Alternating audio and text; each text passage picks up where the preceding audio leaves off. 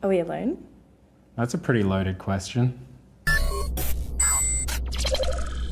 Hey, have you ever wondered, where are all the aliens? Think about it for a second. As humans, we've been living on Earth for over 40,000 years, but Earth's been here for even longer, something like 4 billion years. So why haven't we got any evidence of life outside of Earth? Our local galaxy cluster, also known as the Milky Way, has something close to 400 billion stars. Just to picture this, that would be like having 10,000 suns per grain of sand on Earth.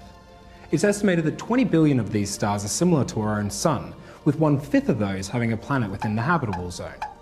So there really should be at least one other planet which has harbored life as we know it. Actually, there should be 1 million in the Milky Way alone. This is called the Drake equation, and it attempts to give the probability of life on other planets. This is under the presumption that intelligent life needs similar circumstances as us to develop. The Fermi paradox and the Drake equation walk hand in hand. Drake is telling us we have all of these habitable planets out there in the Milky Way, whereas Fermi tries to reason with us and explain, as we think we already understand, there's nobody out there. Whilst we as a species have been around for 40,000 years, we've only developed technology for space travel within the last 100. If our time as a species were displayed on a chart, the development of space travel would look something like this. So in the lifetime of our species, we barely even looked out into the cosmos. To have found any type of life in our brief time of looking is extremely unlikely. We have to imagine that maybe there are aliens out there. We might just be not looking in the right places, in the right way, or for long enough. So what exactly are we looking for? We have to look at something called the Kardashev scale. This is where galactic civilizations are put on a scale based on their resource management and reach throughout the galaxy. A Type 1 civilization would be able to harness all of the energy from their planet.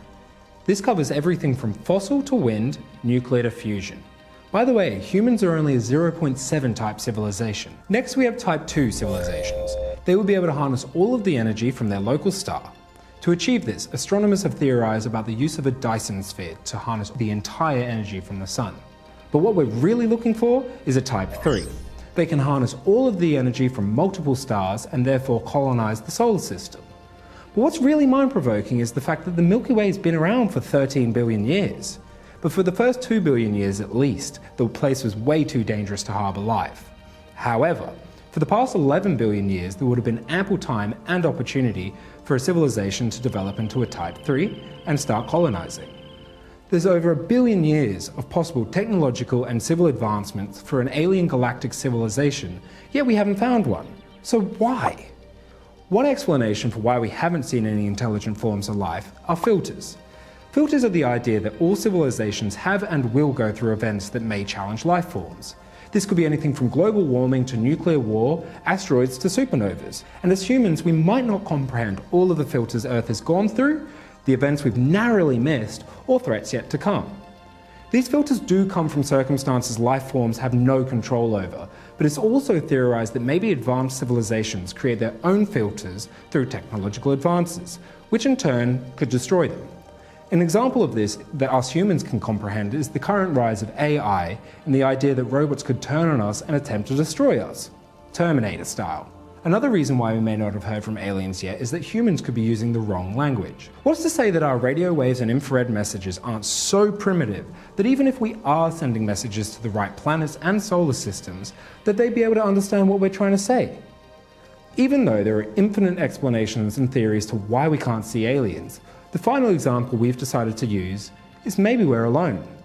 We have no evidence to support life outside our solar system. We have telescopes pointed into space 24/7, looking for any signs, but still they see nothing. It appears as if nobody's contacting us, nor returning our calls. Oh, hey. Dinner, yeah, sure, I'd be up for that. Just the two of us?